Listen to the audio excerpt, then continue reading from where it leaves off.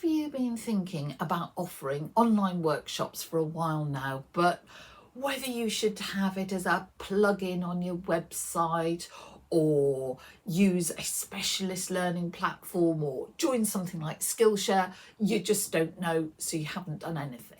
Or maybe you've made that decision and now you're faced with the reality of actually building the course, you don't know where to start. I hope I can offer some insights to both those questions and share some of my experience. My name's Liz Chatterton.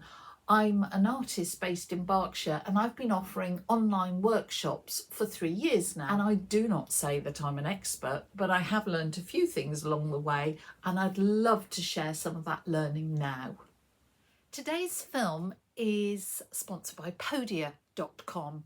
Now that is the name of the learning platform that I put all my workshops on. And please don't tell them, but I would have made this film anyway for free because I love Podia that much. But luckily they said they'd sponsor me, so that's even better. So whether you're an artist or a maker, or maybe you're a coach or a mentor or a counsellor and you want to get online, this actually might be helpful because regardless of what you do, the process will be similar. Welcome to the hub of my business empire.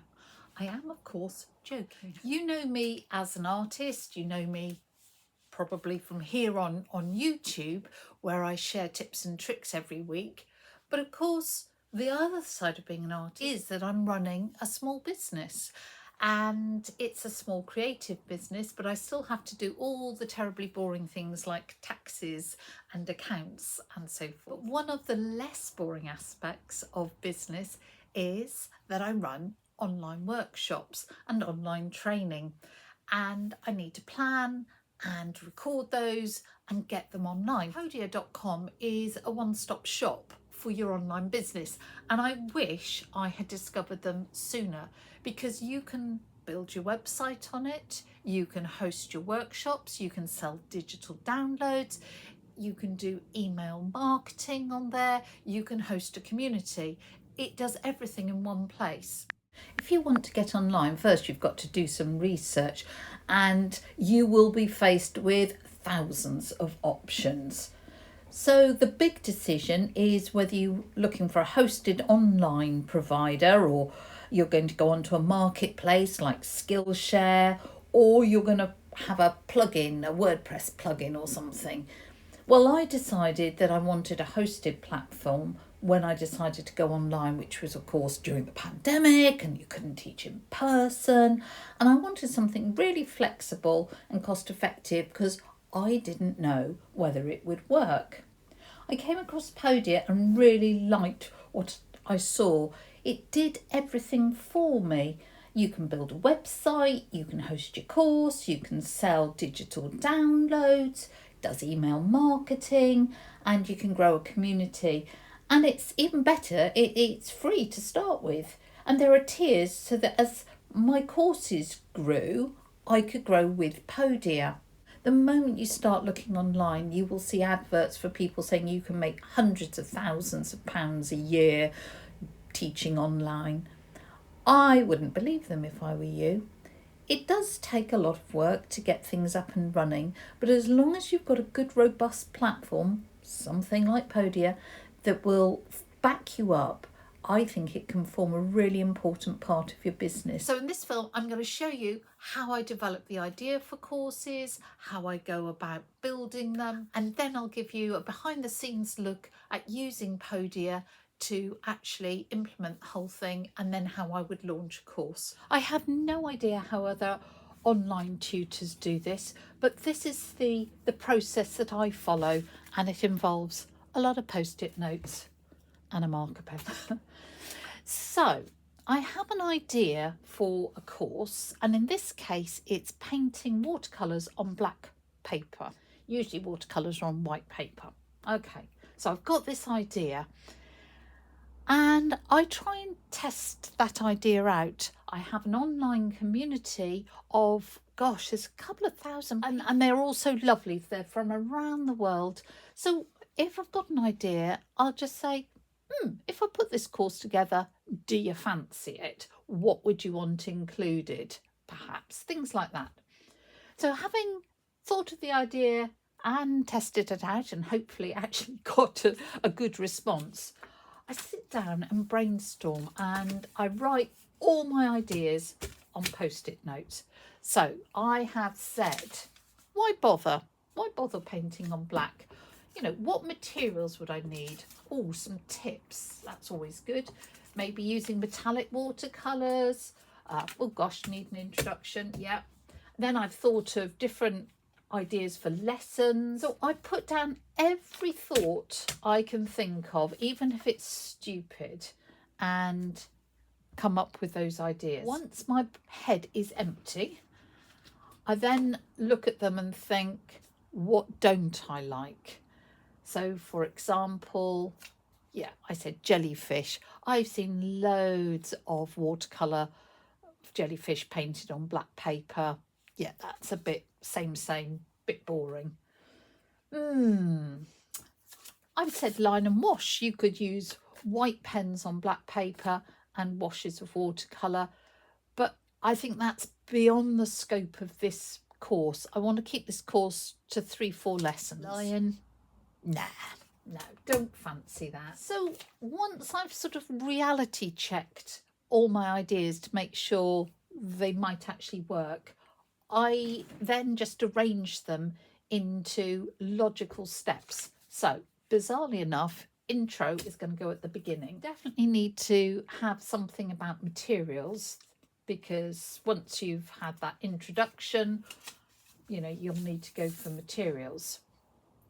Oh, black canvas might get mentioned in materials, so that's good. Oh look, I've got my why bother on black. I reckon that goes into intro. Oh, I've got taking it further. Well, that's going to be right at the end. Warming up's got to come after materials, I reckon. And swatches. So that's, we're going to try out our paints. Maybe that comes before warming up. Maybe it's part of warming up. Let's put those together. Oh, I've got another materials. I put materials PDF. So I think I should have a document, a reference document for people. And that's actually an introduction to materials. Put that up there. I wrote down tips PDF, something people can print off and keep after the course. So that will probably go at the end with taking it further. What would be a good first lesson? I had this idea of painting bubbles on black paper. I reckon that would be good for lesson 1. And then I have painted a hare, and they are really popular. Lots of people like those. I think it would be good to do maybe a landscape. So I've put trees, forest. Maybe forest would actually be a better. So it's a landscape. Gonna have to move that. And I've just put dinosaur because I thought that would be a giggle. I just thought it would be light relief. And I've got reference photos. Now all of these will need reference photos, so that's kind of overarching. When I've done that, I get a board and I just again check what I want to do. So my intro, I've got why bother, and actually as introduction I think we'll need materials and yeah, a PDF about what materials you need for the course, and people will need to see this before they buy the course. So that introduction needs to be visible, and this is all going to be private. You've got to buy the course to get this, but this bit, yeah, definitely need to see that. I did say black canvas, but actually thinking about this, types of black paper, you know, what brands are available, that is important. I might actually put that in lesson 1, because we've got materials that you actually need, but this is more general about black paper, where you might get it from and so forth, what's available in different countries. Swatches and warming up. And I know this is not a sort of very technical way of planning it, But it's so easy to move things around, and I'm a visual person. Of course I'm a visual person. I'm an artist, for goodness sakes. But I find this a really good way of planning. And I can start to say what these different elements are. Is it going to be a document? Is it going to be a film? Is it just going to be a bit of description? Then I can actually commit to putting dates. When will I get that done? I may say I'll start doing the research on the black paper and the materials, and I might do that as number one. The swatches and the warming up is going to be a film, and I might do that second. That's a film, I might do it third. Actually, thinking about it, I need to do reference photos before anything. I've got to find the reference photos for these. So actually, that needs to come. No, that could come after swatching. So that might be number 3, because I can't do any of these until I've got the photos. If you are a techie person and you like Gantt charts or you like Excel spreadsheets, by all means do it that way. I just find this absolutely works for me. And as I complete everything, this is why I like it. As I complete things, I can remove the sticky note that I have completed, and I have a jar and I pop it in there and I can see my progress. So if I get halfway through, particularly a big course, this isn't going to be a big course, but if I get halfway through a big course and I'm getting really fed up, I can look at that jar and think, no, I've done that and I've only got this left to do. And you can start to see your progress. I use pixabay.com to research my photos because there are no copyright issues, they are royalty free, and they're available in high resolution so you can download them. So I put in the appropriate search term and start scanning through. And obviously there are hundreds here, but I look through and see which ones I fancy, which ones stop me in my tracks. When you find an image you like, you can save it to a collection, so all the images you like are in one place. And Pixabay is free to join, so just sign up and get yourself an account. Having scanned hundreds of photos and selected my favourite, it's now time to actually select just the ones that I need for the course. So I go through, decide on what we're actually going to use, and then download it and keep it in a separate file so that I've got those ready to put onto Podia when I'm building the course. This is my fun dinosaur for the final lesson, and I'm just downloading it in as high resolution as possible. Another brilliant resource that I totally love is Canva. This is an online design piece of software, and you can design anything from leaflets to documents to the opening credits for your film. It is free to join. If you pay a monthly subscription, you do get access to more designs and more resources, but I'd sign up, have a go with it, make sure you can use it, and only then actually start paying. So here I'm researching the different documents that I might want to have as notes for my course. I look through the different designs that are available. Quite like this. If I ever do a collage course, that might be quite good, but it's not quite right for this. And this was the design I decided in the end. It's black and white because I'm painting on black paper, and I can put all my information into it after I've researched. It really lets me create something that looks professional without actually being a graphic designer. My film setup is very straightforward. I use my iPad to film on, and I use my iPad to edit. I just film in my studio, trying to make sure that the light is clear and the sound is clear, because I reckon that's what's important. You will probably laugh at the behind the scenes, because if you look at my overhead light, it is actually tied on with a bit of string, and my sort of little gantry to keep my iPad in place has got a whole load of elastic bands holding it in place. But you don't need to see that, and as long as the end result is okay, I reckon that's all right. I film in real time. I don't do speeded up films like this, and I don't miss out important steps.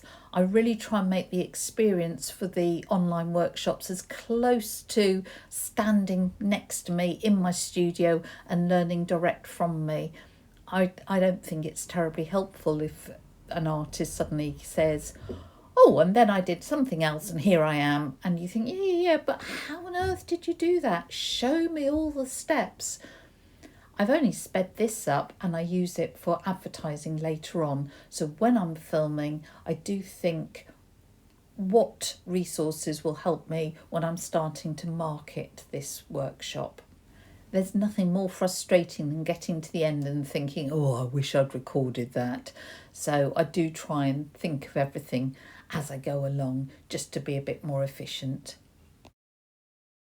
I use iMovies on my iPad to do the editing, and just factor in that editing usually takes 2 to 3 times as long as the filming.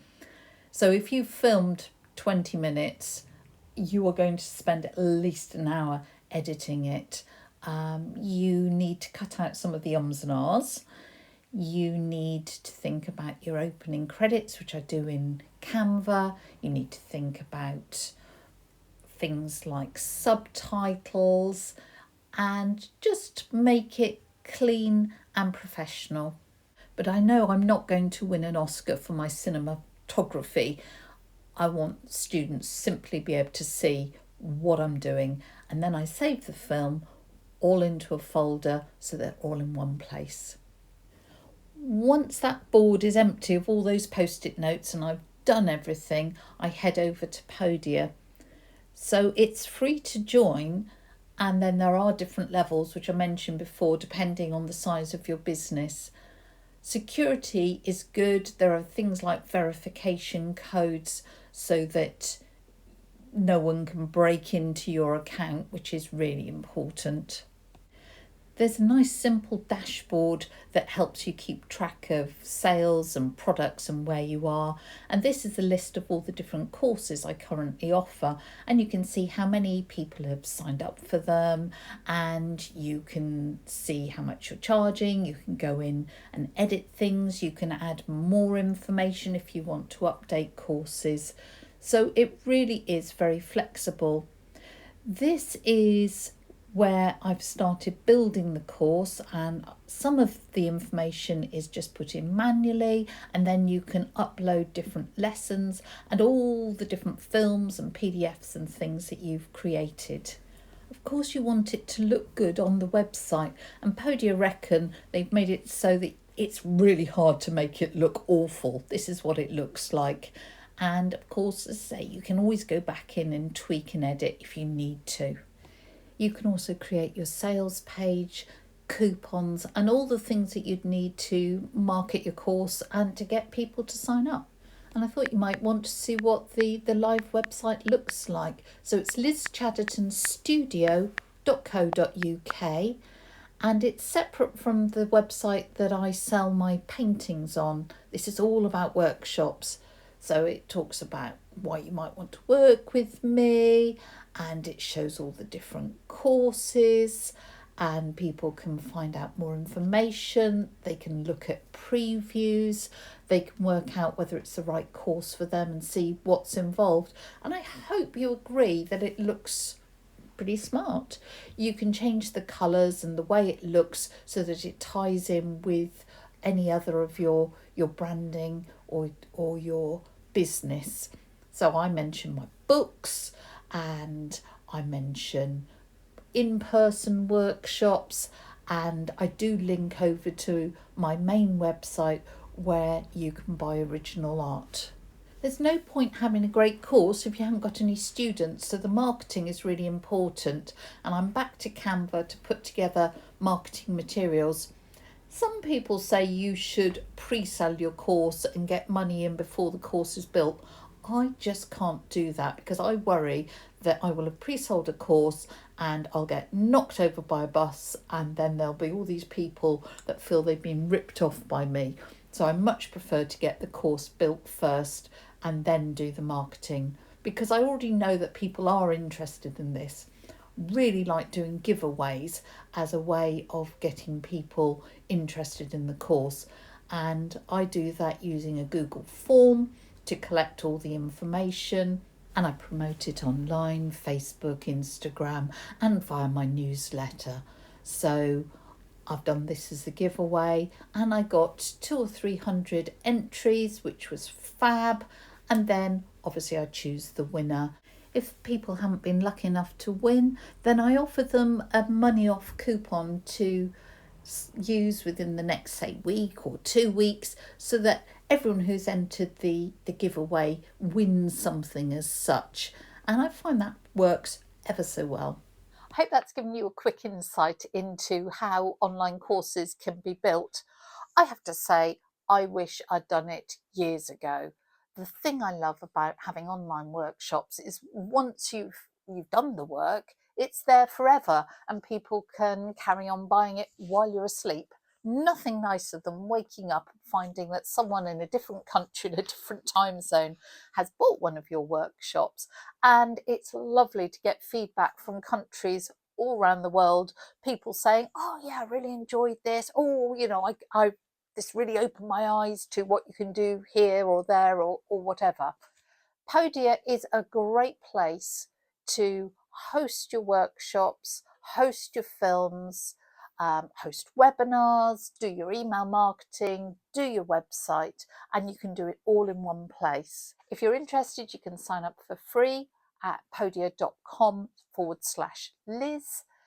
If you can use that link, it would be brilliant, because I think they're monitoring what response this film's got, and presumably if it gets a good response, they might want to work with me again. If you've got any questions, I will do my best to answer them, so put them in the comments, and I do read every comment.